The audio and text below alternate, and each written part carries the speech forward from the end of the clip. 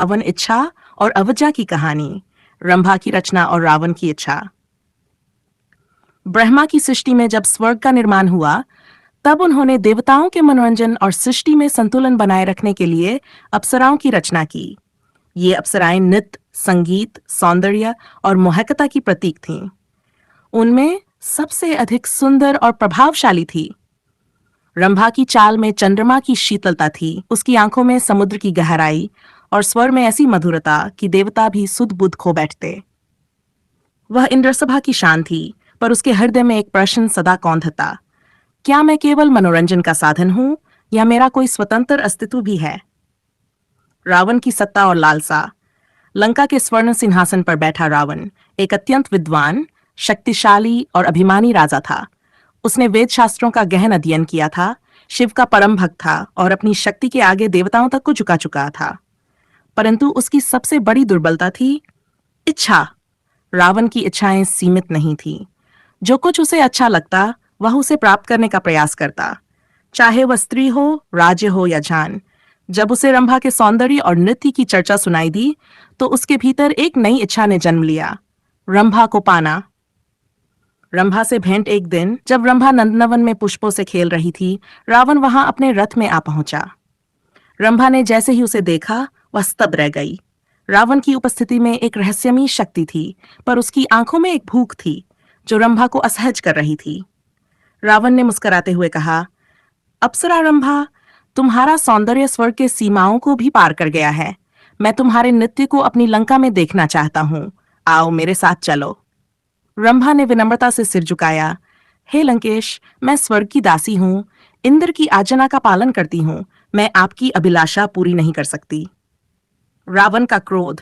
रावण ने उसका उत्तर सुना, परंतु उसकी अहंकारग्रस्त चेतना इस अस्वीकार को सहन कर सकी। उसके लिए कोई स्त्री उसकी इच्छा का विरोध कैसे कर सकती थी? उसने गुस्से से कहा, रंभा, तुम मेरे आमंत्रण को ठुकरा रही हो? क्या तुम जानती नहीं कि मैं कौन हूं? तुम्हारी सुंदरता मेरे लिए ही बनी है और तुम्हें मेरी इच्छा माननी ही होगी। रंभा ने दृढ़ता से उत्तर दिया, आप लंकेश हैं, पर मैं भी एक आत्मा हूं जिसकी अपनी स्वतंत्रता है। यदि मेरा सौंदर्य किसी की बंदिश बन जाए, तो वह वरदान नहीं, श्राप बन जाता है। सीमा का उल्लंघन। रावण ने रंभा की बातों को अपमान समझा।